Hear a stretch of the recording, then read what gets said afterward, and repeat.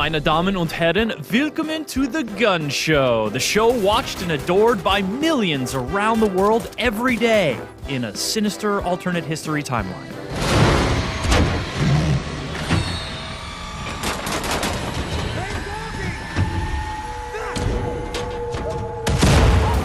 Today we're taking on Wolfenstein: The New Order to show you easy ways to unlock perks, smart ways to wield your weapons, and sick as hell ways to kill Nazis. But first, a word from our protagonist. Hey kids, William Blaskowitz here. All the gameplay you see in this fine American video was captured on uber difficulty. Why? Because Nazis, that's why. Also because the host is probably trying to compensate for some kind of childhood trauma. And I think I'm gonna be sick. Is this normal? It's just nerves. Let me teach you a trick. Inhale. Count to 4. Exhale. Okay, thank you, BJ. That's quite enough. It's time for you to get back to battle, buddy, so we can kick off this episode of The Gun Show. The first gun you get into your meaty ham hands is this submachine gun, which we will talk about in this video for an amount of time proportional to the amount of time you get to use it in the game. And we're done. Better to spend your time with the assault rifle anyway. The single-shot mode is great for popping domes, and it's got better iron sights to aim down, though honestly, BJ Blazkowicz is so crazy accurate that you don't really need to zoom in as long as you can put the head inside of the parentheses. PEMDAS. Make sure to score at least a few ADS headshots, though, because it'll help you unlock a perk that makes headshots even more damaging. It doesn't matter much with these chuckleheads, but you might appreciate it once the big boppers come a-knockin'. That's kind of how most perks are, not hugely impactful, but nice little rewards nonetheless. If you're playing on uber difficulty, like a boss, you should try to pick up as many perks as you can in the early going. Stealth kill all 5 dudes in this particular section of the trenches, and you unlock the ability to throw knives. Like a boss. Find isolated soldiers and sprint slide straight at them, blasting all the way, and earn faster sprint speed while dual wielding. Like a boss. These small bonuses can make the difference between slaughtering uber Nazis and getting so dead tired that you just gotta lie down and take a nap. Like a kitten. Alright, these oldie-timey weapons are all well and good, but let's fast forward to the swingin' 60s and get a taste for the guns that come in new zesty orange flavor. The pistol has a nice rat-a-tat burst fire thing going on, and when you're dual wielding, it's more like a submachine gun than 2 individual pistols, so don't be afraid to whip these out in a pinch. Of course, the real utility you get out of your sidearm is thanks to the silencer. Stealth in wolfy times is never a necessity, but it's always a good idea to at least try to pop commanders silently before getting loud. If you can't dome them with the pistol, a few quick body shots will do, or you can hit them where it really hurts. In the butt. The only thing Nazis hate more than a knife in the butt is traffic duty outside the senior center. Those crotchety old geezers will do literally anything to get out of a ticket.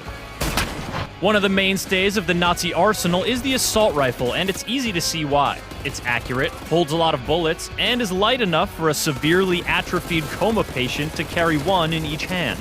This is your go-to for popping in and out of cover with that sweet lean mechanic and playing peekaboo, I killed you with your enemies.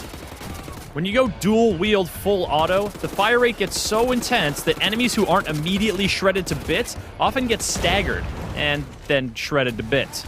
And once you get the rocket launcher attachment, Achtung, baby! Pop 2 shots into a super soldaten and watch the jibs fly. Alternatively, you could just hit these hulking goons with the I don't have time for this maneuver, in which you just walk out the door of this sewer chamber or just hop on this train and drive away, leaving the big lugs to contemplate their own horribly mutilated existence in peace. Who says BJ is only capable of violence? It could be the fact that he's the biggest goddamn Nazi killing machine ever to walk the planet Earth. Oh, right. Everybody. And speaking of violence, perhaps the most badass action hero-y gun in Wolfenstein is the shotgun. More specifically, 2 of them. Blam-ba-blam-blamming your way through Berlin with these babies is satisfying on so many levels. Oral. Visual. Destructual. Dismemberable. Like with the assault rifles, dual-wield full auto can stagger tougher enemies, like the shotgun-toting heavies, but you gotta go for the face and hold down both triggers with regular ammo. Unless you can isolate an enemy to pull this move one-on-one, though, it's best to work that lean, or better yet, use shrapnel shells to bounce blast them from around the corner. Of course, you can get bounce blasted yourself, which is one of the more frustrating ways to die in the game. To relieve such frustrations in a healthy way, I suggest finding an inanimate object and shooting the crap out of it. You put a Nazi on the moon. Fuck you, moon. If you need to aim at something significantly smaller than the nearest celestial body, then the marksman is where it's at. At first, it's pretty refreshing to be aiming through a proper sight and picking off nazzos from a distance, but I don't know. The thing I always appreciated about BJ was his personal touch. The way he gets right up close to you during combat. The way he tucks people in for a nap. The way he's so good with animals. The way he makes my coffee just the way I like it. And the way he takes the time to look, I mean really look, at what's inside someone's heart. That's why I was thrilled to discover what the marksman's alternate fire is. Now, I don't want to spoil anything for you, but I'm totally going to spoil it right now. It's lasers! Pew, pew, pew, pew, pew, pew. Zap, zap, zap, zap, zap. Lasers can kill dudes, for sure, but they're also really helpful for taking out the big mechanical bad guys. Like the really nasty ones that just marched rigidly out of your nightmares and are getting really close now, so maybe you should run. Oh God, run! Just kidding. We all know the kinds of nightmares BJ has are the ones where he has to poop real bad, and the chamber pot is two-dimensional. Fortunately, you don't have to wait until your double order of Moonrakers shows up to have some laser fun, thanks to the trusty Laserkraftwerk. It's pretty good at damaging robots, very good at jibbing meatbags, and ultra good at financing college for the children of Nazi fence makers and chainwrights. The various upgrades you pick up along the way all help a little bit, though I think the best one might be the sight that auto-targets your enemies and sends charged-up blasts zipping out in multiple directions.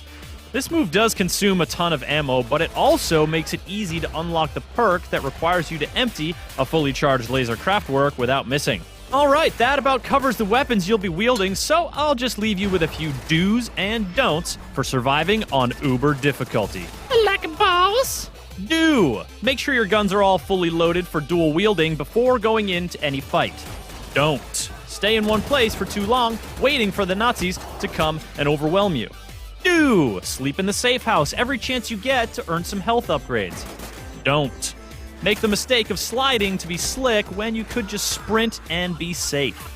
Do! Attempt long-distance knife kills while yelling, "From downtown!" Don't get cocky, it's gonna get rocky. Do! Eat dog food when low on health, because your regeneration actually makes it worth 20 health points instead of just 4. Don't eat dog food, because you're a human man, goddammit. Where's your sense of pride? That's it for the gun show, folks. Hope you had some fun. Leave some tips of your own in the comments and help us all avoid the fate of a horrid alternate timeline something joke.